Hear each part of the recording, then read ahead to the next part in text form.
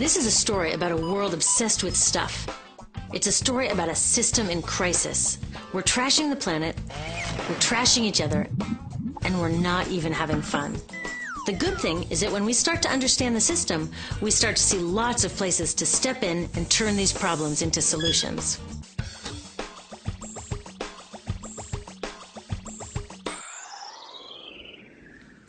Can I tell you, I love my Pantene Pro V. Of the dozen or so personal care products that I use every day, it's the one I can't live without. Says it gives my dull hair the ultimate cool shine. How does it do that? I was wondering that while I was lathering it in my hair one day, so I read the ingredients right here. Sodium lauryl sulfate, tetrasodium EDTA, methyl isothiazolinone. What is this stuff? I took this list to some scientists who know how to read it. Turns out my Pantene contains a chemical linked to cancer. And lots of other products in my bathroom, from sunscreen to lipstick and even baby shampoo, also contain chemicals linked to cancer or other problems like learning disabilities, asthma, and even damaged sperm. Like most parents, I try to keep my family safe. But now I find out my bathroom is a minefield of toxins? What are we supposed to do? To find out the answers, we have to go back to one of the key features of our materials economy: toxics in, toxics out. If, at the factory, you pour toxic chemicals into a product, like baby shampoo, you're going to wind up with toxic baby shampoo, and toxics in workers, communities, and, babies. So let's take a closer look at this toxic outrage where it seeps into our lives every day, in the bathroom. The average woman in the U.S. uses about 12 personal care products daily. The average man about 6. Each product containing a dozen or more chemicals. Less than 20% of chemicals in cosmetics have been assessed for safety by the industry's safety panel, so we just don't know what they do to us when we use them. Would you fly on an airline that only inspects 20% of its planes? Of course, not all of these chemicals are dangerous, but we know that many are. Some are carcinogens. That means that they can cause cancer. Others are neurotoxins and reproductive toxins, proven to mess up brain development and reproduction in animals. Wait a minute, we're animals too. It's like a giant experiment. We're using all these mystery chemicals and just waiting to see what happens. One thing we do know is that they're getting inside us.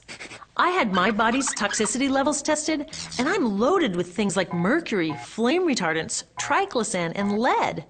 We all are. Even babies are being born pre-polluted. Now, I know we can't live in a lead-free world, but do we have to put lead in our lipstick? I don't know. Maybe it's my fault. Maybe I just bought the wrong thing. At the store, the choices seem endless.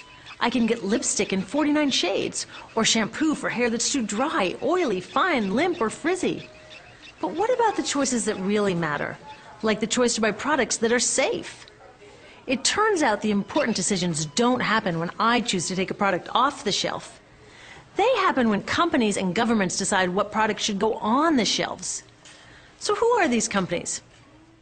This is Procter & Gamble. They're the ones offering me Herbal Essences, the #2 shampoo in the country. It contains toxic petrochemicals made from oil. Since when is oil an herb? On cosmetics labels, words like herbal, natural, even organic have no legal definition. That means that anybody can put anything in a bottle and call it natural, and they do. I mean, can you imagine a top seller called Petro Essences? Gross. What's even nastier are hair relaxers marketed to 5-year-olds and skin whitening creams. These are super toxic, both in their ingredients and in the message they send about what beauty is. Ooh, here's Estee Lauder offering me a chance to help find a cure for breast cancer. That's nice. But wait, they're also using chemicals linked to cancer. Don't you think the best way for Estee Lauder to fight cancer is to stop using those chemicals in the first place? So really, I get to choose between meaningless claims on a bottle. But these guys get the real choice about what goes into those bottles. And that happens back here, at the factories where they're formulated. Why do the makers of these products use all these toxics? Are they trying to poison us?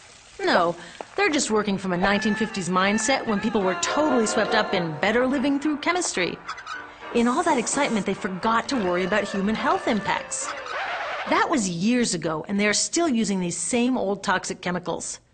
Today, big cosmetics companies say the doses of poison in their products are small enough to be harmless. Yeah, maybe if you use them once a year. I guess they never get out and see that their products are being used and combined with other products every day.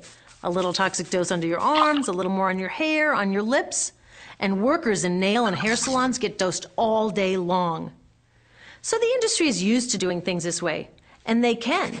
Because even now that scientists have linked the chemicals they're using to all sorts of problems, there are no laws to get rid of them. You're thinking, really? Come on, nobody's making sure that the stuff we smear all over our bodies is safe? Nope. The FDA doesn't even assess the safety of personal care products or their ingredients. Since 1938, they've banned just 8 out of over 12,000 ingredients used in cosmetics.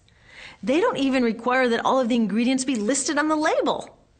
Now, this is an example where we can all agree a little more government action would be helpful. This lack of regulation leaves a huge hole that the cosmetics industry is all too happy to fill.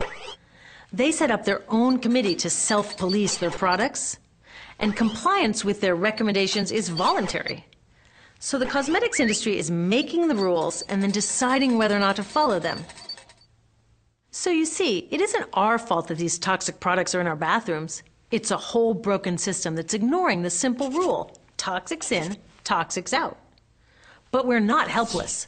There are resources online that we can use to protect ourselves by identifying the best possible choices in the store.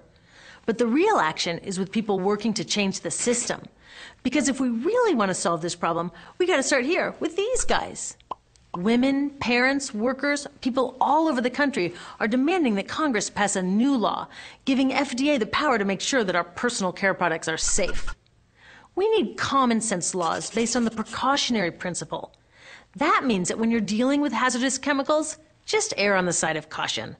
Let's not debate how much lead should be allowed in lipstick. Just get the toxic chemicals out of our products. Smarter laws would force companies to get past that old 50s mindset and figure out how to get us all clean and shiny without toxic chemicals. Can they? Totally. Many responsible cosmetics companies are already putting safer products on the market. Green chemists are developing substances that are designed to be safe and non-toxic in the first place. European governments have required the removal of many toxic chemicals, and companies have figured out how to comply. When cosmetics are reformulated to be safe and labeled honestly, then we can feel comfortable with the choices available at the store. We can choose bouncy hair or full hair, shiny lipstick or matte. We can even choose to feel beautiful without using 20 products. But we'll know that whatever we choose, the most important choice, the choice to be safe and healthy, has already been made.